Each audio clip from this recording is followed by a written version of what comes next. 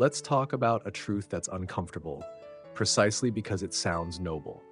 Many people don't stay trapped because they're afraid of freedom. They stay because being needed feels meaningful. Being needed gives your life structure. It gives you a reason to wake up tired and still show up. It explains your stress, it justifies your sacrifice, and most importantly, it protects you from a harder question. What would you choose if you weren't required? From the outside, a needed life looks admirable. You're dependable, reliable, important to others. People count on you. That feels good. It feels earned, and it feels safer than freedom.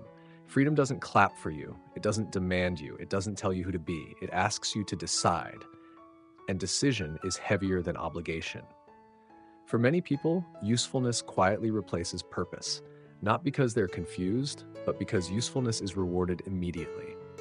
Purpose is not. When you're needed, you're validated. When you're free, you're alone with your choices. Responsibility becomes identity slowly. You don't wake up one day and decide to disappear into it. You accept a role, then another. Then you become very good at carrying weight. Over time, the weight becomes proof of your value.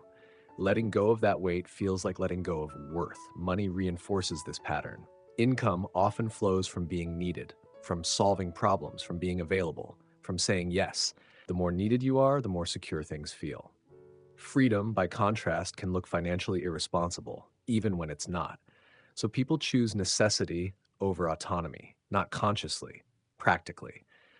There's a subtle difference between choosing responsibility and hiding inside it. Responsibility chosen expands you. Responsibility used as shelter slowly shrinks your life. Many people confuse peace with usefulness. As long as someone needs them, they feel grounded. But that grounding comes at a cost. The cost is optionality. When you're always needed, you're never fully free to stop, to question, or to change direction without consequences. Being needed removes ambiguity. Freedom introduces it. That's why people recreate dependency even after they've earned independence. They take on new projects, new obligations, new stress, because stress feels familiar, freedom feels unstructured. There's also fear underneath this preference. If no one needs me, will I still matter? If I stop carrying this load, will I disappear? Those questions don't come from ego. They come from a lifetime of being valued for output rather than presence. A life built on being needed rarely teaches you how to simply exist without proving usefulness. And so freedom feels empty at first. But emptiness is not absence of value, it's absence of demand. And absence of demand is terrifying to people who learn to define themselves by how much they carry. This is why some people feel anxious when things finally slow down. They're not used to choosing without pressure. They're used to responding to expectations. Freedom requires a different muscle, self-trust.